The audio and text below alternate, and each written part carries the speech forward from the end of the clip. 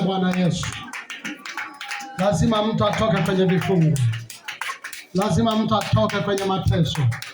Lazima mtu pigia Yesu makofi na vigelegele. Nani amefanya? Nani amefanya? Simama sasa peke yako. Simama peke yako. Utengeneze simama una Bwana Yesu asifiwe. Mama unasema? Umemwonaje mwanao? Bwana Yesu asifiwe. Amen. Kwa kweli nazidi kumshukuru Mungu kwa makuu yake aliyozidi kutenda. Ndio. Alikuwa hawezi kusimama mwenyewe lakini sasa hivi anaweza. Pigia Yesu makofi na vigelegele. Wakati mwingine hata unamsemesha kitu hawezi akaongea. Hawezi akaongea. Lakini anataka yeye mwenyewe amue ndo aongee. Lakini sasa hivi Agnesi mpe maiki. Agnesi, unajisikiaje mwanangu? Najisikia amani.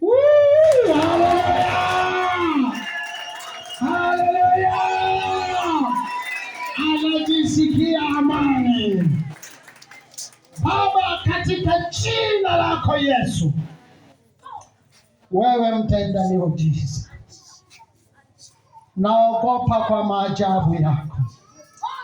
Naogopa namna ambavyo unavyofanya.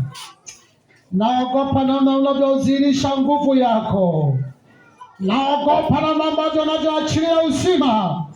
Na ninasema Agnesi aliyekuwa ameibiwa, aliyekuwa mateka, ninataka kwa jina la Yesu amewekwa huru, amewekwa huru. Magonjwa yamekimbia, ukimwi umekimbia, upofu umekimbia, hali ya kuparalyze imekimbia, imekimbia.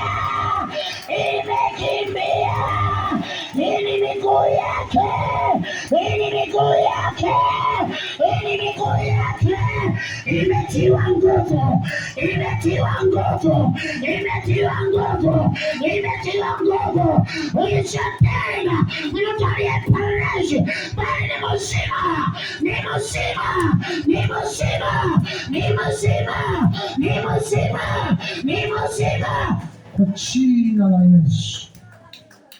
Ni mzima kuanzia sasa. Enyi miguu mliomzuia kwa siku nyingi kutembea, sasa leo mnatembea. Sasa leo mnatembea.